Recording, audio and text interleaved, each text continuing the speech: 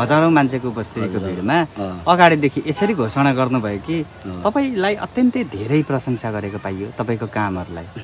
हामीले यो जुन यो श्रमदानमा जाँदै गर्दाखेरि मलाई साथीभाइहरूले भनेको कुराहरू सारा मलाई है बिजेर आउँछ। र सुरुमा मेयरज्यूले मलाई भेष दिनुभएको थियो होइन, हाम्रो यो श्रमदानको भेष दिनुभएको थियो है।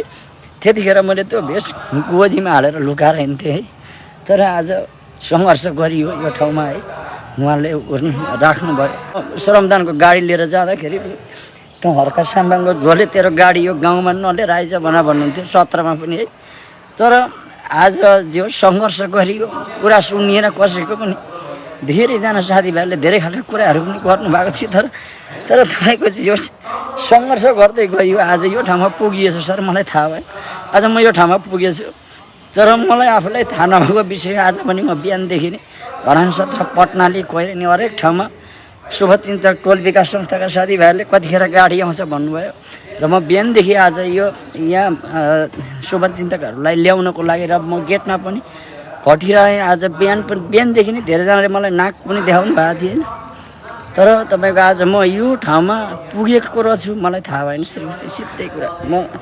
तर त्यो भेष मैले जुन भेष लुगाको पीडा मैले आज सम्झेँ। हाम्रो मेयरज्यूले जुन एउटा चाहिँ यो ठाउँमा मलाई जिम्मेदारी दिनुभयो, तर म फरक मान्छे रहेछु भनेर मैले आफूलाई मूल्याङ्कन गरेँ सर। यो विषयमा मैले धेरै बोल्न पनि म चाहिनँ सर। अब सर मलाई पनि तपाईँले के भावुक बनाउनु भयो। यो तपाईँको पुरानो दिनको सङ्घर्ष आफै सम्झेर यो हर्षको आँसु हो सर। म भेष लुकाएर हिँडेको मान्छे, कसम म भेष लुकाएर हिँडेको मान्छे। मैले मेयरज्यूले लिलाजी भेष यो भेष लगाउनुपर्छ, श्रमदानको भेष हो भन्नुभयो। गाउँघरमा त्यो भेष लगाउनदेखि कुट्छन् भन्ने डर भयो। अनि हाम्रो काङ्ग्रेसको साथीभाइहरूले एमाले माओवादीको अब साथीभाइहरू को परिचालन हुनुभएको थियो, काटेर 3 टुक्रा बनाउँछु भन्यो होइन तपाईँलाई, मलाई आएको थियो सर। त्यो अर्कै समयको टिममा श्रमदान गर्नु जाँदाखेरि राति भयो भने पनि म घर जानु डर लाग्थ्यो मलाई। राति जाँदाखेरि पनि डर लाग्थ्यो। कुनै दिन त एकदम लुकिडुकिकन हिँड्थेँ होइन। श्रमदानबाट घर जाँदा पनि मलाई लाज होइन कि डर लाग्थ्यो।